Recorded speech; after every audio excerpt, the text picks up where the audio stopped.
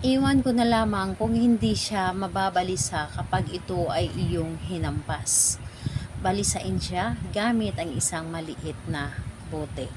Hello mga guys, kumusta kayo? Panibagong araw, panibagong video na naman tayo. And sa araw na ito ay isa na naman video ang aking tuturo sa inyo na simpleng gabay o simpleng pamamaraan na makakatulong sa atin. At bago ang lahat, gusto ko lang mag-disclaimer sa mga taong hindi naniniwala at hindi gusto ang mga kagaya nitong video. Please skip this video and maghanap kayo na videos na gustong gusto nyo dahil ang video na ito ay para lamang ito sa mga taong naniniwala and gusto mag-try. Sa lahat po ng mga nagko-comment dito sa aking video dito sa loob ng aking channel, mag-iingat sa lahat ng mga nagre-reply sa inyo na dinadala kayo sa kanilang WhatsApp, in-imo app, para makaiwas po tayo sa scam. Ngayon po, paano nga ba natin balisain ang isang tao gamit lamang ang isang buti? Iwan ko na lang kung ano yung mararamdaman niya. Yung hindi siya mapakali kahit anong gawin niya, yung hindi niya maintindihan yung sarili niya na para bang ewan. So, ayun po, ang dapat natin ihanda dito is kailangan mo lamang dito maghanda ng isang bote. Tulad po nito, basta babasagin kahit hindi po siya clear, ganito pong bote. Kahit hindi babasagin. And pwede naman malaking bote kung wala talaga kayong mga ganitong bote, kaliit. So, pwede din pong garapon kung gusto po ninyo. Pero kung meron kayong ganito kaliit lamang na bote, pwede po. And ayun po, bote at isang maliit na pirasong papel ang ating gamitin dito, and syempre panali. So, pwede kayong gumamit ng sinulid or meron kayong mga yarn, yun po ang dapat nating gamitin. And ayun po, kapag ready na yung aking nabanggit na ating gagamitin, ang isunod po ninyo i-ready isang inyong sarili. Kailangan na alam po ninyo sa inyong sarili na gustong-gusto mo itong gawin and buo ang inyong loob sa paggawa nito, tiwala at paniniwala, syempre. And ayun po, kapag ready ka na, pwede mo na itong umpisahan.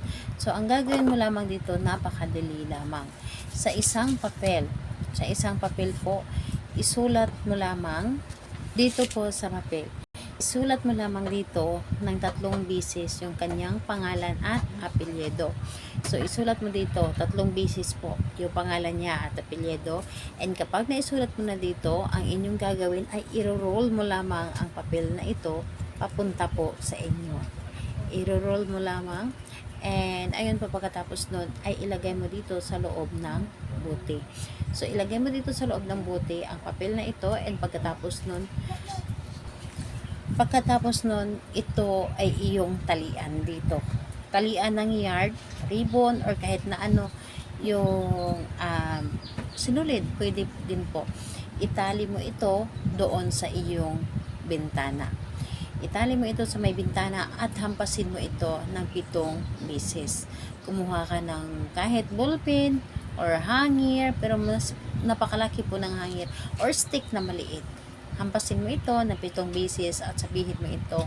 Isang hampas, pangalan, apelyido, at sabihin mo, hindi mo maintindihan yung sarili mo at mababalisa ka dahil sa akin. Tapos hampas muli, pangalan, apelyido, hindi mo maintindihan ang sarili mo at mababalisa ka dahil sa akin. So, 7 ulit mo yang hampasin ang bote na ito, and hayaan mo ito doon na nakatali sa iyong bintana, and wag mo ito ipapakita sa iba. And dapat po yung tatalian or pagtatalian mo nito, wala pong tao na makakapunta doon, or yung tipong ikaw lamang, and pwede naman ito sa loob ng inyong cabinet. So, hayaan mo ito, and kapag naalala mo, pwede mo itong hampasin muli para yung taong ginawan mo ito talaga namang hindi ito mapakali o talaga mababalisa ito. Gawin ito sa kahit anong araw naman at oras, pwede po. Basta buo lamang ang inyong loob sa paggawa nito. Salamat po sa inyo. Bye bye everyone. God bless us all.